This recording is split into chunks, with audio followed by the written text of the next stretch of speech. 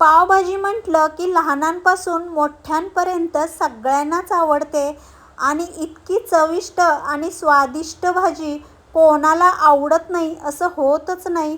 तर आज मी तुम्हाला मैत्रिणींनो पावभाजीची रेसिपी दाखवणार आहे, तीही एकदम सोपी व साध्या पद्धतीने. तर तुम्ही इथे बघू शकता, कोणत्याही प्रकारचा फूड कलर न वापरता एकदम मस्त अशी चविष्ट स्वादिष्ट अशी पावभाजी रेसिपी आपली मी इथं बनवत आहे. तर चला लगेच रेसिपीला सुरुवात करूयात. तर बघा, साहित्यामध्ये मी इथे तुम्हाला दाखवते काय काय घेतलेलं आहे. तर बघा, 5 ते 6 बटाटे मी इथे घेतलेले आहेत. बटाट्यांच्या साली काढून या पद्धतीने कट करून घेतलेले आहेत. नंतर हे 4 टॅमॅटो आहेत, फ्लावर घेतलेला आहे वाटीभर, शिमला मिरची घेतलेली आहे, शिमला मिरची 3 आहेत आणि हे ग्रीन पीस वाटीभर घेतलेलं आहे. आता आपण हे सगळं साहित्य या मोठ्या कुकरमध्ये टाकून 3 शिट्या काढून घेणार आहोत. तर इथे बघू शकता, मी सगळं साहित्य जे काही पावभाजीसाठी लागतंय ते सगळं टाकून घेत आहे. अगदी खूप सुंदर आणि चविष्ट पावभाजी होती आणि यामध्ये पाण्याचं प्रमाण घालताना भाज्या बुडतील इतकंच घालायचं, खूप जास्त घालायचं नाही. चला आता याच्या 3 शिट्ट्या काढून घेऊयात. त्याच्यानंतर लगेच आता आपण कुकर थंड होईपर्यंत इथे बघा, फोडणी करता मी 2 मोठे कांदे चिरून घेतलेले आहेत आणि वाटीमध्ये आलं लसूण पेस्ट घेतलेली आहे आणि भरपूर अशी कोथिंबीर घेतलेली आहे. तर तुम्ही इथे बघू शकता, ही आलं लसूण पेस्ट आहे ना, मी घरीच बनवलेली आहे. चला आता लगेच कुकर थंड झाला का बघूयात. तर बघू शकता, इथे कुकर थंड झालेला आहे आणि पाणी अगदी कमी टाकल्यामुळे तुम्ही इथे बघा, अगदी तंतोतंत भाज्या शिजलेल्या आहेत. पाणी जास्त झालं ना, जरी जास्त पाणी झालं तर ते ज्यावेळेस आपण अशा प्रकारे भाज्या स्मॅश करतो त्यावेळेस त्यातलं पाणी थोडं काढून घ्यायचं आणि मग स्मॅश करायचं. म्हणजे काय होईल की भाज्या पटकन स्मॅश होतात आणि जर पाणी जास्त असेल तर भाज्या व्यवस्थित स्मॅश होत नाहीत. तर इथे बघा, मी या पद्धतीने हे पावभाजीचं स्मॅशर आहे, यानेच मी भाज्या अशा पद्धतीने सगळ्या स्मॅश करून घेतलेल्या आहेत. तर बघू शकता, छान अशी ही 6 ते 7 लोक खातात इतक्या प्रमाणात पावभाजी केली तर अगदी परफेक्ट प्रमाण आहे पावभाजीचं. तुम्ही या पद्धतीने नक्की करून बघा. चला आता लगेच फोडणीला देऊयात.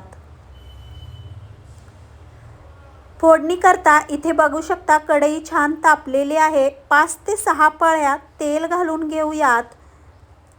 आता इथे तेल छान तापलेलं आहे. याच्यामध्ये कांदा घालून घेऊयात. कांदा जेवढा तुम्हाला हवा असेल तेवढा घालून घ्यायचा.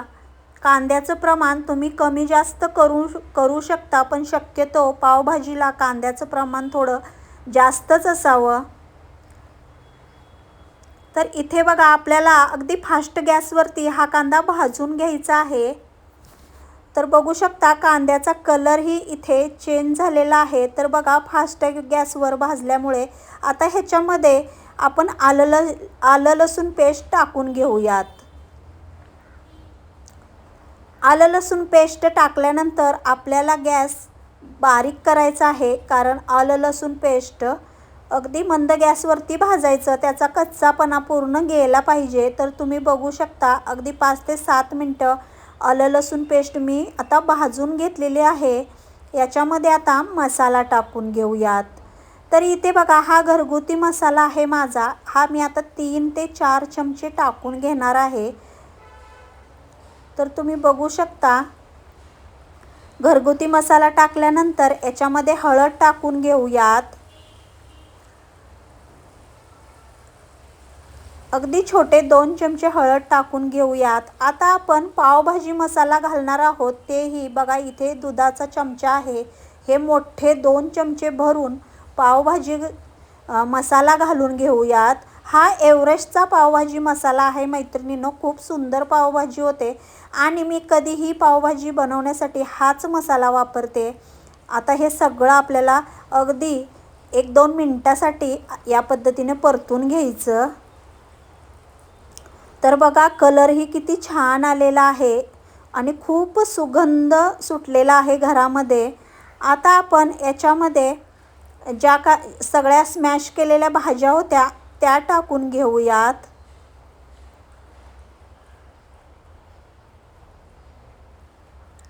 सगळ्या भाज्या मी आता याच्यामध्ये, ही भाजी आहे मी स्मॅश केलेली, ती टाकून घेते. जर तुम्हाला घट्ट पावभाजी आवडत असेल तर तुम्ही असंच अगदी सगळं मिक्स करून तुम्ही खाऊ शकता. पण आमच्या घरामध्ये सगळ्यांना थोडीशी पातळ लागते, त्याच्यामुळे याच्यामध्ये मी आता थोडंसं गरम पाणी घालणार आहे. तुमच्या आवडीप्रमाणे तुम्ही गरम पाणी कमी जास्त घालू शकता. तर इथे पण बघू शकता किती सुंदर दिसत आहे पावभाजी.